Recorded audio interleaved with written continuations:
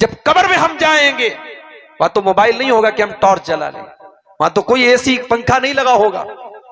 उस कब्र में जब हमारे अमल के हिसाब से या तो कब्र को बहुत ज्यादा अल्लाह ताला तंग कर देगा, और अगर हमारे अमल अच्छे हैं तो कब्र को कुशादा कर देगा। या तो कब्र में अंधेरा होगा, हमारी पिटाई होगी, या अल्लाह तबारक व तआला जन्नत की खिड़की खोलेगा। मेरे भाइयों, हम दुनिया की जिंदगी को जन्नत बनाने की इतनी तैयारी कर रहे हैं, कब्र की जिंदगी को हम बेहतरीन बनाने की तैयारी क्यों नहीं कर रहे? जिसके बारे में मालूम है कि इस कब्र में हमें जाना है। हमारी मां गई थी, हमें भी कल जाना, अपने बाप का जनाजा हमने उठाया, कल हमारा जनाजा कोई उठाएगा। उस सफर की हम तैयारी क्यों नहीं करते मेरे भाई? अल्लाह के प्यारे नबी को देखो मेरे साथियों, एक अंसारी सहाबी का जनाजा है, जनाजे को कब्र में उतारा जा रहा है। अल्लाह के प्यारे नबी जनाजे के किनारे बैठे हुए हैं, कब्र के किनारे बैठे हुए हैं, आपके सहाबा भी आपके आसपास बैठे हुए हैं। अचानक आपने कब्र के अजाब के बारे में सोचा, आपकी आंखों से आंसू बहने लगे, फबका, आप रोने लगे, इतना रोए हत्ता बल्लत सरा, आपके आंसुओं से वहां की जमीन तर हो गई, वहां की जमीन भीग गई। कभी आपको कोई कब्र देख के आंसू आया? कभी हमें कोई कब्र देख के आंसू आया? नहीं आया। क्यों नहीं आया? हमारे दिल पत्थर हो चुके हैं मेरे भाइयों, हमारे दिल कठोर हो चुके हैं। ये सोशल मीडिया ने, फेसबुक ने, ये यूट्यूब के शॉर्ट्स ने, फेसबुक की रील्स ने, ये गंदी तस्वीरों ने, ये दुनिया की मोहब्बत ने हमारे दिलों में जंग लगा दिया है, हमारे दिलों को खराब कर दिया है। अल्लाह के प्यारे नबी कब्र के अजाब को सोच करके रोने लगते हैं, इतना रोते हत्ता बल्लत सरा, आपके आंसुओं से जमीन भीग जाती है। और आप अपने सहाबा से उस कब्र की तरफ इशारा करके फरमाते हैं, लिमिस्ले हाजा फअइदु या इखवानी, ऐ मेरे सहाबा इस कब्र की तैयारी करो, यहां तुम सबको आना है। हमारा कोई दोस्त हमको मैसेज भेजता है, हम एक दिन मैसेज नहीं देखते, 2 दिन मैसेज नहीं देखते, तीसरे दिन दोस्त की कॉल आ जाती है कि तू कैसा दोस्त है, मैंने मैसेज किया, तू मेरे मैसेज को देख भी नहीं रहा है। ओ लोगों, अल्लाह ने भी अपना आखिरी मैसेज कुरान की शक्ल में हमको भेजा है। ये कुरान क्या सिर्फ मौलवियों के पढ़ने की किताब रह गई? क्या ये कुरान सिर्फ हाफिजों के पढ़ने की किताब हो गई? आखिरी बार जरा गौर करो मेरे भाइयों, जरा दिल पर हाथ रख के बताओ कि आखिरी बार आपने कुरान को कब पढ़ा है, कुरान को कब छुआ है? मोबाइल तो छुए बगैर आप 10 मिनट नहीं रह सकते। आखिरी बार आपने कुरान को कब टच किया है? कल अल्लाह की अदालत होगी, अल्लाह की सुप्रीम कोर्ट होगी, और हमारे खिलाफ मुकदमा दायर होगा। और मुकदमा दायर करने वाले कौन होंगे? जनाब मुहम्मदुर रसूलुल्लाह सल्लल्लाहु अलैहि वसल्लम। और वो कहेंगे, वक़ाल रसूलु या रब्ब इन्न कौमी इत्तखज़ू हाज़ल कुरआन महजूरा। रसूल कहेंगे, ऐ अल्लाह मेरी कौम ने कुरान को छोड़ दिया था, मेरी कौम कुरान को छोड़ चुकी थी, मेरी कौम का कुरान से कोई ताल्लुक नहीं था। रमजान आ रहा है, फिर हमें कुरान याद आएगा। 1 महीना कुरान सुनेंगे, पढ़ेंगे, उसके बाद उसको रेशम के कपड़े में लपेट के रख देंगे। फिर लोग मुफ्ती मौलवी साहब से मसला पूछे, मौलवी साहब कुरान अलमारी पे रखा था, गिर गया, क्या कफारा देना है? इसके बदले में क्या देना है? कुरान हमसे, हमारे हाथ से गिर गया। अरे कुरान अलमारी से गिर गया, उतना बड़ा गुनाह नहीं, कुरान तेरे दिल से उतर गया, तेरी आंखों से उतर गया, तूने कुरान को पढ़ना बंद कर दिया, तूने कुरान को छूना बंद कर दिया। और मेरी माँ और बहनों, आपसे भी कुछ शिकायत है। ये कुरान किसी जमाने में मुसलमानों की औरतें घर में सुबह सुबह फजर की नमाज पढ़ने के बाद मुसल्ले पर बैठकर कुरान पढ़ती थी। छोटे छोटे बच्चे जब उठते थे तो माँ के कुरान की तिलावत सुन करके उठते थे, दादी की तिलावत की कुरान सुन करके उठते थे, नानी के यहाँ जाते थे, नानी की तिलावत की आवाज सुन करके उठते थे। अब वो नानियां चली गई, वो दादियां चली गई, अब वो अम्मियां चली गई, अब मम्मियां और आंटियां आ गई। अब ये कुरान नहीं पढ़ के सुन करके कुरान की सुबह इनकी नहीं होती है, इनकी सुबह होती है मोबाइल के सीरियल से और मोबाइल के गाने से और फेसबुक के जो है रील से। आज मुसलमान औरतों की शुरुआत होती है। और इसी कलियाचक में पहले भी मैं कह चुका हूं और आज भी कह रहा हूं कि हमारा जो माहौल खराब हो रहा है इसमें बहुत बड़ा रोल हमारी औरतों का है। और इस पर आपको बहुत संजीदगी से और बहुत सीरियस होकर के इस पर आपको विचार करना पड़ेगा मेरे भाइयों। मैं अपने इस इलाके के सरदार लोगों से कहूंगा, इस इलाके के जिम्मेदारों से कहूंगा, अपने गांव की, अपने इलाके की औरतों को आप दीन से जोड़ने का काम कीजिए। इसी बंगाल में कितनी मस्जिदों को मैं जानता हूं, बहुत शानदार मस्जिद, 2 मंजिला मस्जिद है, मर्दों के लिए पूरा इंतजाम है, औरतों के लिए कोई इंतजाम नहीं, औरतों के लिए कोई इंतजाम नहीं है। मौलवी साहब बेचारे हर जुमा को तैयारी करके आते हैं, आधा घंटे का खुतबा देते हैं, उर्दू में, बंगला में, जिसमें भी देते हो। औरतों से कोई मतलब नहीं, औरतें घर में बैठी हैं साहब, वो तो मछली बना रही हैं, चावल बना रही हैं, रोटी बना रही हैं, उनको क्या मतलब है। हमने अपनी औरतों को दीन से दूर कर दिया। हमारी मस्जिदों पर औरतों का इंतजाम नहीं, हमारे यहाँ जुमा की नमाज में औरतों का इंतजाम नहीं, घरों में औरतों के लिए कोई प्रोग्राम नहीं होता। और आप ये समझते कि मालदार पाड़ा में साल में 2 दिन का हम प्रोग्राम करा लेंगे, अब्दुल गफ्फार साहब बनारस से आ जाएं, शेख जरजीत साहब इटावा से आ जाएं, बस साहब हमारी पूरी कौम ईमान वाली बन जाएगी। नहीं मेरे भाइयों, ये पॉसिबल नहीं है। जब बीमारी बड़ी हो तो एंटीबायोटिक भी तगड़ा होना चाहिए। डॉक्टर का हमारे तो इस इलाके में बहुत सारे डॉक्टर लोग, हमारे उमर भाई भी कुछ प्रैक्टिस करते जानते होंगे, अगर इन्फेक्शन ज्यादा हो तो डॉक्टर जो है वो डोज बढ़ा देता है एंटीबायोटिक का। अगर छोटा मोटा जख्म है तो 250 mg की भी एंटीबायोटिक चला देगा। अगर वायरस ज्यादा है, इन्फेक्शन ज्यादा, नहीं साहब इसमें 500 जो है mg का चलेगा एंटीबायोटिक। आज हमारे समाज में बेहयाई का, बेपर्दगी का, बेगैरती का, जिनाकारी का, बदकारी का एंटीवायरस बहुत तगड़ा हो चुका है। और इस वायरस का एंटीवायरस और इस बैक्टीरिया का जो एंटीबायोटिक है वो भी हमें तगड़ा चलाना पड़ेगा। हमें औरतों पर मेहनत करने की जरूरत है मेरे भाई।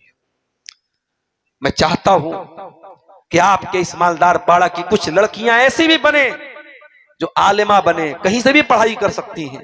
अगर आपके कलियाचक में शेरशाही मदरसे में इंतजाम है या आपके औरंगाबाद में इंतजाम है, जहां पर भी लड़कियों के लिए पर्दे के साथ पढ़ाई का इंतजाम हो, कम से कम अपने गांव की 10-20 लड़कियों को आलिमा बनाइए।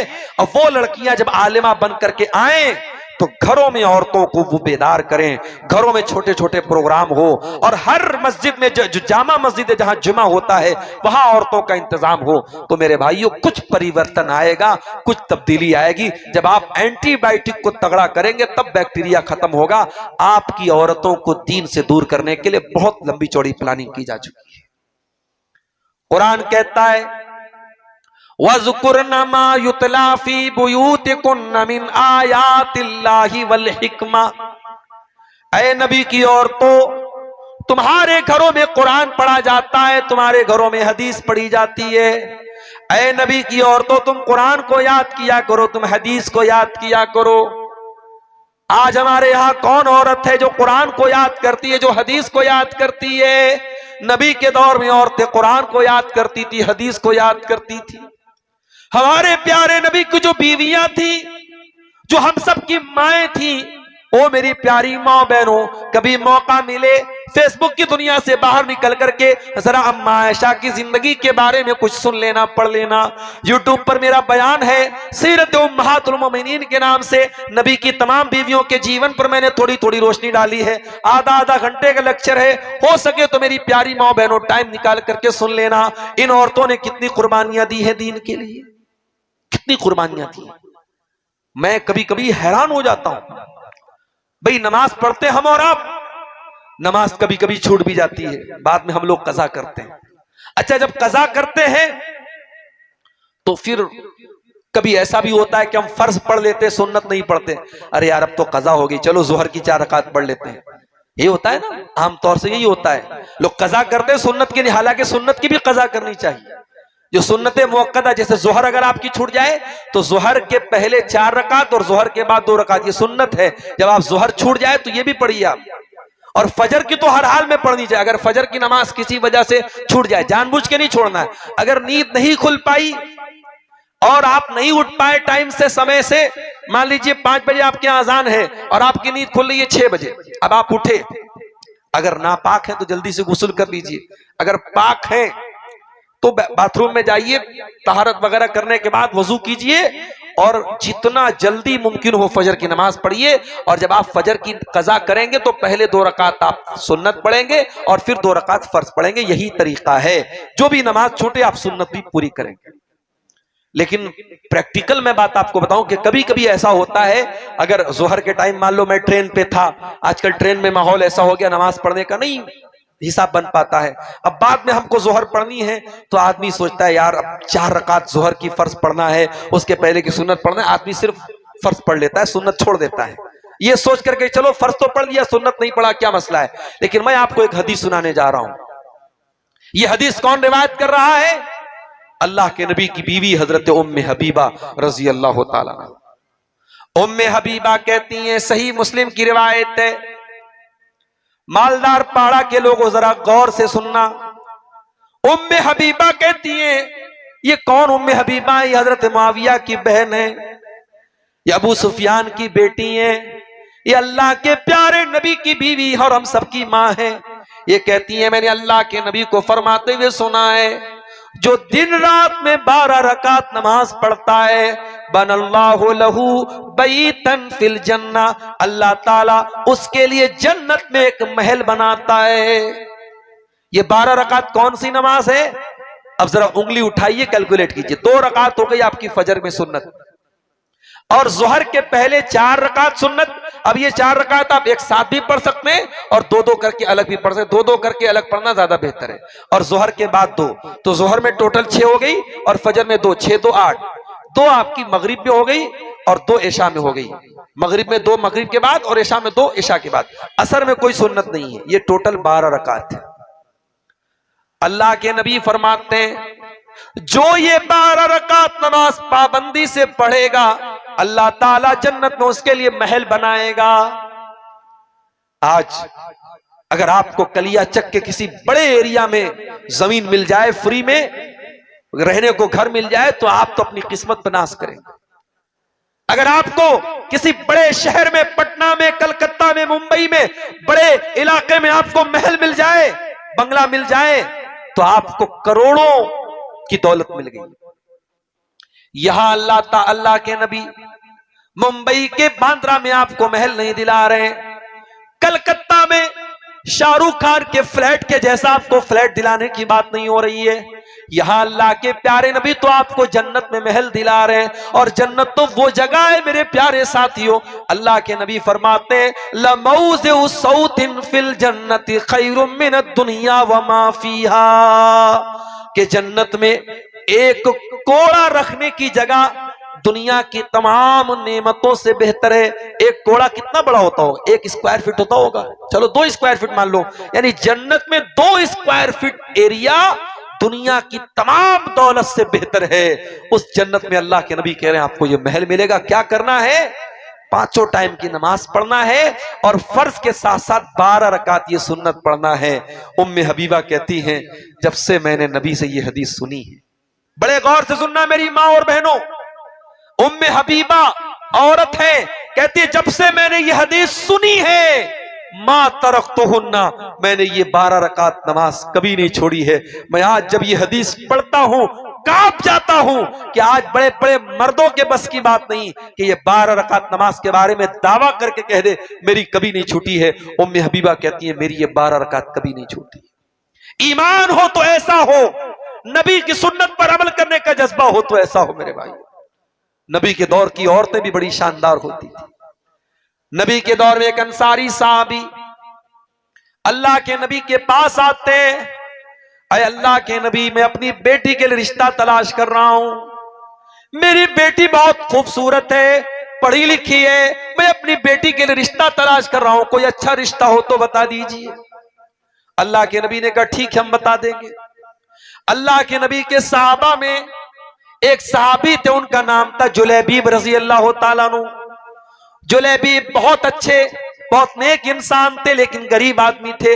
उनके पास ज्यादा रुपया पैसा धन दौलत नहीं थी और जुलैबीब बहुत ज्यादा खूबसूरत भी नहीं थे, उनके चेहरे पर दाग धब्बे भी निकले हुए थे। एक मर्तबा जुलैबीब अल्लाह के नबी के पास आए। अल्लाह के नबी ने पूछा जुलैबीब शादी हुई तुम्हारी? अच्छा, अल्लाह के नबी की एक और आदत थी कि आप जिस एज का बंदा होता था उससे उस हिसाब की बात करते थे।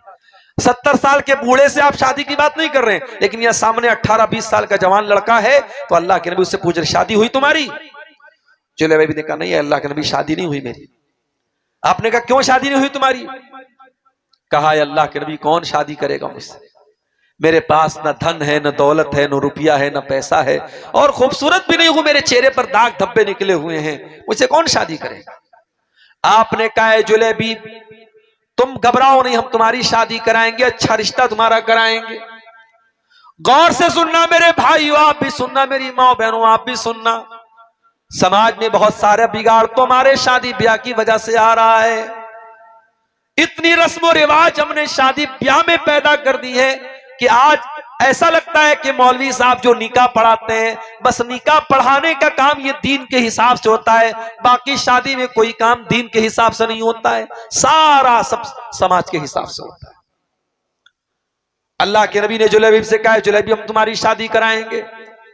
दूसरे दिन अल्लाह के नबी अंसारी साहबी से कहते हैं कि ऐ मेरे अंसारी साहबी, आपने अपनी लड़की के रिश्ते के लिए कहा था, मेरे पास आपकी लड़की के लिए एक रिश्ता है। अंसारी साहबी खुश हो गए, उन्होंने कहा अल्लाह के नबी तो बड़ी खुशखबरी की बात है, बहुत अच्छी बात है, किसका रिश्ता है? आपने कहा कि हम तुम्हारी लड़की की शादी जुलैबीब से कराना चाहते हैं। कहा जुलैबीब? अब सारे सहाबा जानते थे जुलैबीब कैसे हैं, उनके पास कितना पैसा है, कितना माल है और चेहरा वगैरह कैसा है। सहाबी के चेहरे पर थोड़ी सी नागवारी आई, मगर सहाबी ने इनकार नहीं किया। कहा अल्लाह के नबी ऐसा है, रिश्ते नाते का मामला है, मैं घर में थोड़ा लड़की की मां से डिस्कस कर लेता हूं और फिर उसके बाद मैं आपको जवाब देता हूं। बड़े गौर से सुनना मेरे भाइयों, सहाबी घर आते हैं और अपनी बीवी से कहते हैं कि हमारी बेटी के लिए अल्लाह के प्यारे नबी ने रिश्ता भेजा है। बीवी खुश हो गई, ये तो बहुत अच्छी बात है, किसका रिश्ता भेजा है? कहा जुलैबीब का रिश्ता भेजा है।